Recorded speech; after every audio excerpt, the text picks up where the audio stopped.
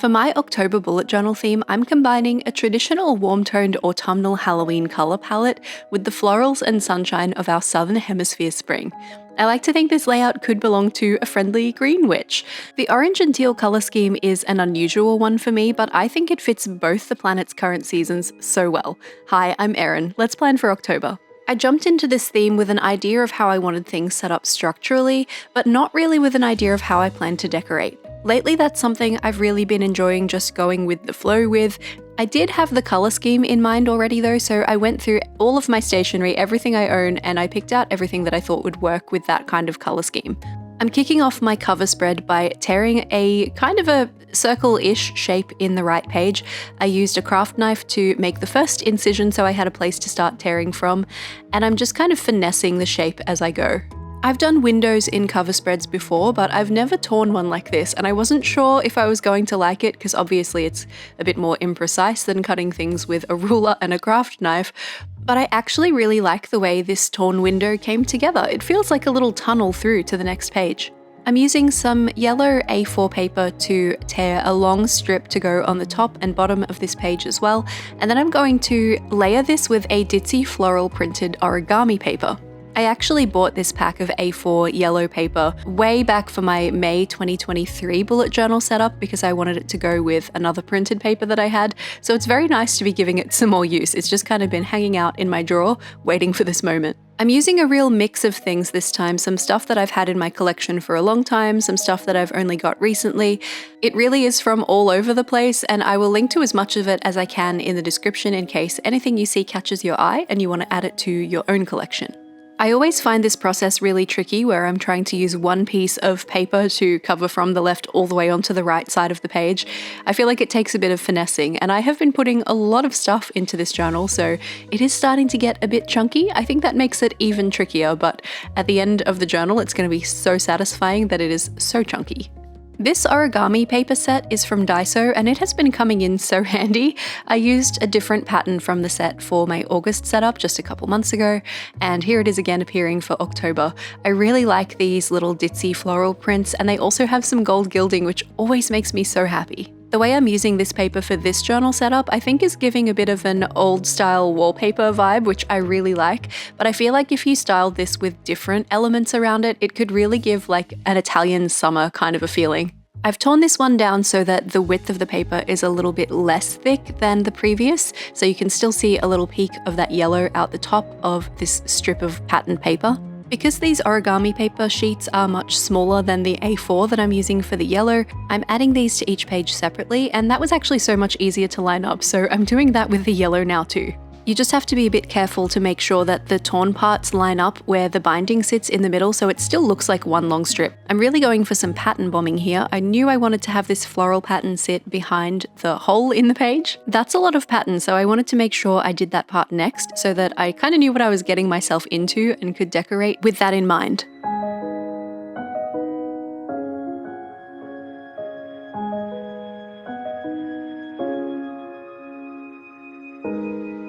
I did originally set out with the intention of this feeling like a witchy layout, and I feel like it's not really tending towards that at the moment. If anything, maybe it feels like an unrenovated 70s house. So I'm going to bring back a bit of that witchy flavour with my selection of stickers. I'm going with this beautiful stained glass window for the left page to kind of take up a similar amount of room as the hole that we've placed in the right page, and I'm using some stickers from one of these sticky sets. These are from the July 2023 pop subscription called Midnight Magic 101. So we're bringing back that witchy element, but we're also introducing a little bit more of the teal, and these ones are also a little bit holographically reflective too, which is always fun at the spooky season time of year. I'm teaming those up with some stickers from this set that I got from JOURNALSAY. These ones are also reflective and really shiny, which is great, and they have a bit of an apothecary vibe. Lots of mushrooms in test tubes and jars and lovely little framed botanical drawings and that kind of thing. Like curiosities, but in a really approachable way. Look at that shine! Possibly the most important part of a cover page, of course, is including the name of the month. It's probably not necessary, but it's a nice thing to have. I'm lettering it with letter stamps onto a piece of my yellow paper, and I'm using a metallic paint marker from ArtX to get this little pop of teal onto the page. I wanted to make sure there was a little bit of that on every page. It's a very movie poster kind of colour combination, and I'm tearing up the edges of that paper to match the textures a little bit with what's around it. I really like that there's a little bit of shimmer in the metallic paint marker. It really goes nicely with the shimmer and sparkle of the stickers that I'm using here. I like the way all of that shininess comes together. Speaking of shininess and shimmer, have you noticed my little shiny sparklies I'm wearing? They're from Ana Luisa, my favourite place to find gorgeous, dainty adornments and the sponsors of this video. Looking for beautiful design, sustainability and durability all in one brand might sound like a tall order, but it's actually achievable with Ana Luisa jewellery, and the prices are also super reasonable despite that. Their website's full of information about how they source their materials, from the raw and recycled jewellery components right through to their packaging. There's also a section about what they're doing to ensure their carbon and climate neutrality, and they're committed to reducing their impact on the planet even more, which is something that gives me a lot of confidence in the brand and makes me really proud to wear them. I'm going for gold to match my journal theme today. The ring set and bracelet are mainstays from my existing Ana Luisa collection, but this ring is a new one. It's the May ring in green. Is it not the perfect match for this journal theme? I've paired it up with some Celestial Cuties, the Lucy bracelet and the Sky ring set. Maybe it's because Halloween's approaching and I'm feeling the witchy vibes, but something about Celestial themed jewellery just feels very right at the moment. For my fellow silver wearers, which is me most days honestly, Ana Luisa also have a lovely range of silver jewellery. I'm introducing two silver cuties into my everyday wear, the Elise pendant and Zara studs. I have double piercings in my earlobes, and for the second pair, I like to have a tiny little stud that I just leave in for months at a time until I feel like changing it up. So the Zara stud is that for me right now. They look very cute next to my Elise Huggy hoops, which I've also worn constantly since I got them about 3 months ago. Sleep, showers, workouts, makeup, they still look pristine. I have sensitive skin, but since every single Ana Luisa piece is hypoallergenic and tested for safety, I don't even have to think twice when wearing any of their jewellery for long periods. And the Elise pendant, of course, is my little matchy-matchy moment with the Elise earrings. If you're after a comfy combo that gives you just a touch of elevated glam with zero effort, this is it. Perfect for back to school. If you're looking to treat yourself or give a super special gift, you can shop Ana Luisa's beautiful pieces at the link in the description and elevate your everyday. Thanks to Ana Luisa for sponsoring this video. Now let's get back to this double cover spread. I'm pretty happy with how these first 2 pages are looking, so let's move on to this next spread and work out how to tie these together. I'm being ultra careful with my sticker placement because I know parts of them are going to show through the window on the previous page, and I do want that, but I don't want them to be kind of too overwhelming or touching the October header either.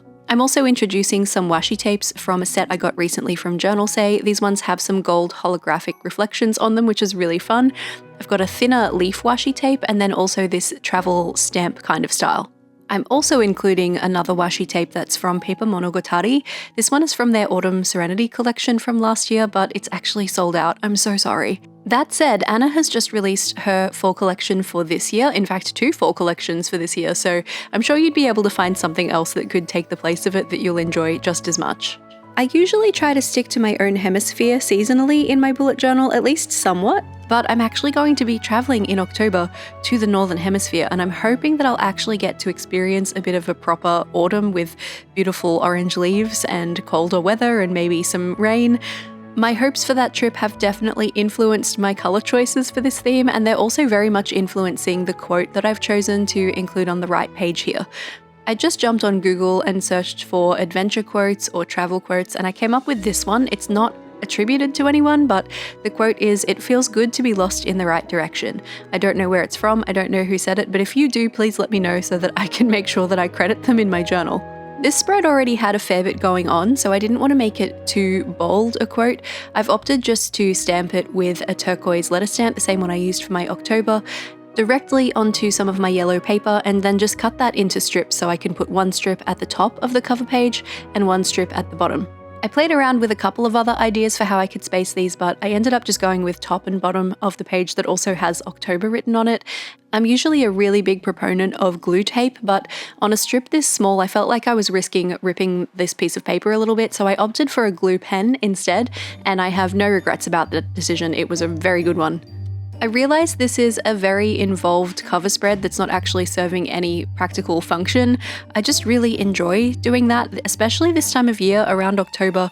I really enjoy taking my time on a cover spread, partially just because I really enjoy spooky season Halloween times, partially because October is my birthday month and I just feel like if you can get away with being self-indulgent anytime, it's your birthday month.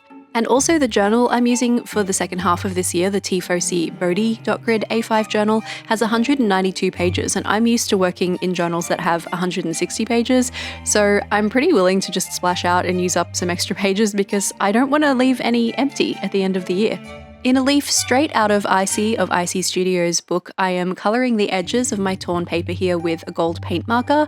Icy quite often does this with gold watercolour, but I actually did that last. That was the last thing I did, so I just edited that part in there so that it all still sort of made sense. And we're moving on to the calendar spread now, and I wanted yellow squares for each of my calendar boxes this time, so I went ahead and cut them with my Cricut. If I do this again in future, I think I will try to work out a way to make it happen on sticker paper, because this is just the same paper I've been using for the decorations so far, and I had to add my own glue and it was pretty time consuming, but I do really like the way it looks in the end. I made sure to make all of my boxes 4 .grid spaces tall by 4 .grid spaces wide, so they are 2 centimeters by 2 centimeters, and that made them really easy to space on the page because they're already just following the .grid spaces that are there. I just had to be a bit careful not to get too much into the flow and place them in areas of the week that shouldn't have had that day. So for instance, October begins on a Tuesday, so I had to make sure I wasn't putting one in the Monday slot at the top there. But it all came together and I think it looks pretty cool.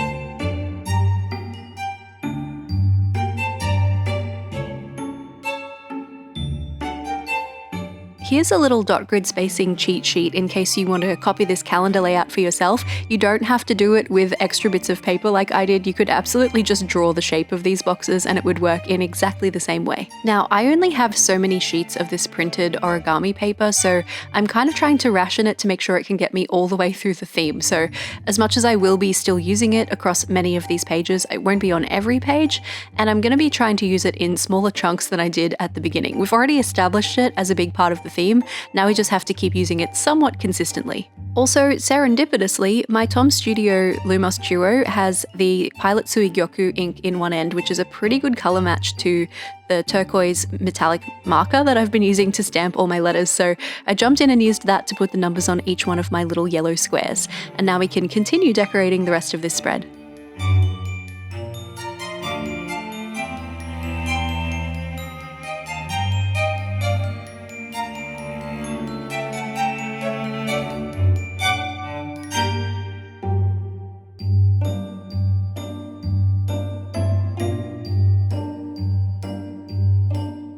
I'm doing something for this layout that I almost never do, and that is including people stickers. I generally don't like people stickers in any of my journals, maybe a bit more in my reading journal than in my regular bullet journal, but partially these little witchies are very, very cute, and I thought, I think I actually really like them. And also, I'm only going to be in the country for 2 of the weeks of October. I'm not planning on taking my bullet journal with me on my trip, so I figure if I decide I don't like the little girly witchies, then I only have to look at them for 2 weeks and it's not a big deal. So we're going to just try it out and see how it feels. We've moved on now to the next spread. These 2 pages are going to have different functions actually. The left is going to be a goals page while the right is for tracking habits.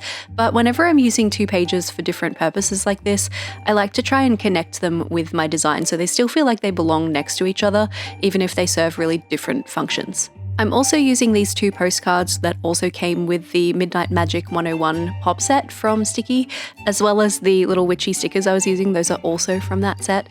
I'm using those because they're pre-lined, they're pretty cute, they've got girlies on, I think they fit the colour scheme pretty well. I'm going to use those as the spaces where I do my goals and reflection section on this left page. They're pretty thick, they are cardstock, but I've just decided to not let that bother me. I'm going to stamp my headings directly onto the postcards, and I feel like you could leave it there, but I'm going to add a little bit of decoration too, just a tiny bit.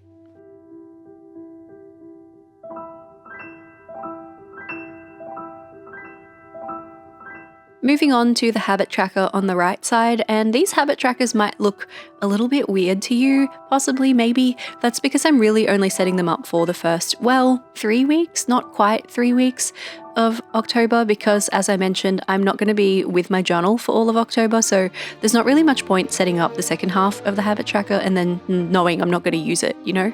Last time I went traveling overseas, I did something similar where I only set up half of January and the second half of February because I knew I was going to be away for a month. It's only a 2-week trip this time, so I'm not missing as much like journaling habit tracker opportunity as I did last time, but it worked really well, so I thought let's just do it again.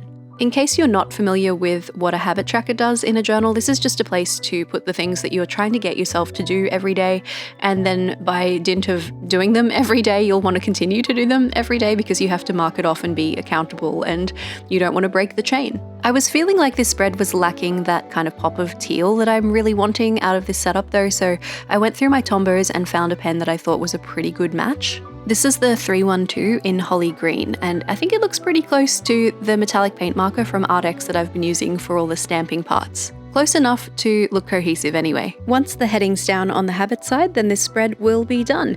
And can we just take a second to appreciate that reflective gold? It is so good. Here's the grid spacing info for the habit side, just in case you want to do a half habit tracker for October like me. I won't show you grid spacing for the left side because I really just put those on the top and bottom of the middle, and that didn't really require any maths. This spread did require some maths though. We've moved on now to my content planner, and this one will cover the entire month of October because as much as I am going to be away for 2 of the weeks, I will be scheduling content to go live during that time so I don't have to think about it while I'm on holidays. And that requires forward planning, hence the spread. This one's basically just a big calendar, except that each of the weeks runs vertically instead of horizontally. Sometimes I like to do a variation on this one that has different columns for different social media platforms. This time I've decided not to do that. I'm just going to put everything in the same kind of little space. I don't typically publish things across different platforms on the same day anyway, so I think it should be fine. The columns that I'm colouring in green here are where the dates are going to go, so it'll be like Tuesday the 1st, Wednesday the 2nd, so on and so forth, and the space next to that is where I do the actual social media planning. And I do use software for this as well, so I have like a digital record, but it just helps my brain to write things out by hand and see it all laid out on a page as well as on a screen. You know, some of us are just like that.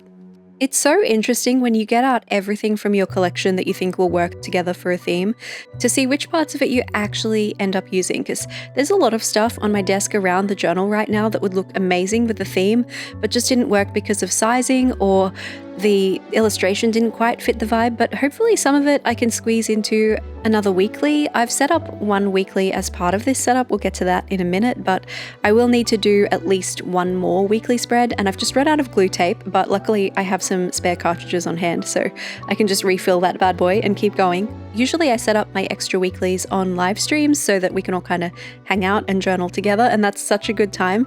So I will still have at least one weekly to set up on live, and maybe we can do the pages for October in my money journal together as well. But I won't be doing weeklies for the second half of the month because I won't need them, so that is a-okay. I'll have lots more space for memory keeping for the first half of October because my other memories will go into a travel journal, of course, because I'll be keeping a little journal as I make my way around the United Kingdom. And I will be sharing that process here on the channel too, so if you aren't already subscribed, make sure that you hit subscribe if that's something that you want to see. I'm starting to run out of my stickers, these ones that have the mushrooms in bottles kind of situation. I'm running low on those, and I've still got my weekly spread to do, so I'm sort of trying to ration them at this point while still having them represented in the pages, which means it's time to switch back to some other stickers, which means we got to get some witchies in here. Also, when you're flying by the seat of your pants setting up a layout like this, you might find that, like me, you change your mind on where you want things layered pretty often, so I am forever peeling up parts of stickers and parts of paper that I've already stuck down and just rejigging where they are a little bit, just like you see me doing here. Most of the time it goes just fine, so don't be afraid to try a little peel, and then if the page starts to rip, then you can abort mission, or you can just decide I'm going to stick it back down anyway, no one will ever know. We're going to move on to the final spread here. This is my first weekly, and I have straight up thieved this layout from Notes and Coffees on Instagram. I zoomed in on their photo and I counted the dots so you don't have to. Here's the grid spacing. I've never used this weekly before, so I don't know if I'm especially going to like it, but it's not that different to my usual kind of Ruthie layout. It's just a bit differently arranged, so I think it will probably go just fine. But oh my, do I love a weekly spread that has decoration space built in. It just makes me so happy. The Monday on this weekly spread is actually going to be the last day of September. I just like to have my week go from Monday to Sunday, and this is the cleanest way to do that for me. So on those transitional weeks that have half the days in one month and half in the other, I just go for whichever month has more of the days, and that is the setup that the weekly will fall into. By this point, I'm also really trying to ration this floral paper because I've only got one full sheet left over after this, and I want to make sure that I can use that to get me through whatever extra weeklies I need to set up, as well as my money journal. So I'm doing some very strategic slicing and cutting to make sure that I still have some nice sharp edges to work with, because I really don't want to start using that last sheet of this floral paper on this spread. Despite my best efforts though, although I am conserving the floral paper, I am going to run out of these stickers on this spread, so them's the breaks. Maybe on my subsequent weeklies, I'll get to use some of those frames you can see hanging out in the top left corner of the screen there. I really think the colour match is so good for this theme, but they were just too big to fit into any of the spaces that I had for this setup, so maybe next time.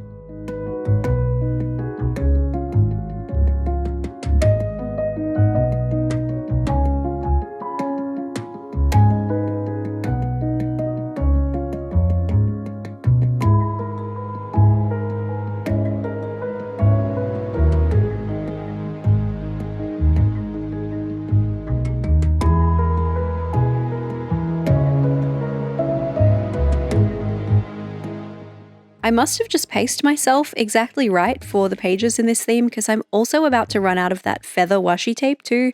I don't know what it is about this theme, it just ate up all of my supplies. I think this is one of those weeklies that's really going to look its best once it's all filled in with information on each of the days, but I do still think it looks pretty cute as it is. But let's add a little witchy element to really make sure everything's tying in together, since this is the last page that we'll set up in this video. I'm going back to that holographic sticker sheet as well to make sure everything really ties in together, and now let's have a little flip through and see how it all works together. That's my take on an autumnal/springtime cottagecore witchy vibe, and I like it so much that I'm a little sad I'll only get to use it for 2 weeks. Don't forget to check out the beautiful jewelry pieces from my friends at Luisa to elevate your everyday. If you're in the Northern Hemisphere, I hope your October brings you a little bit of sunshine like this layout. And if you're in the Southern Hemisphere, I hope you get to have one more cozy moment before summer hits. If you're looking for something a little spookier for your October inspiration, here's the October I did for the mystery journal. It's black and pink. And underneath that is a link to another video YouTube thinks you will enjoy.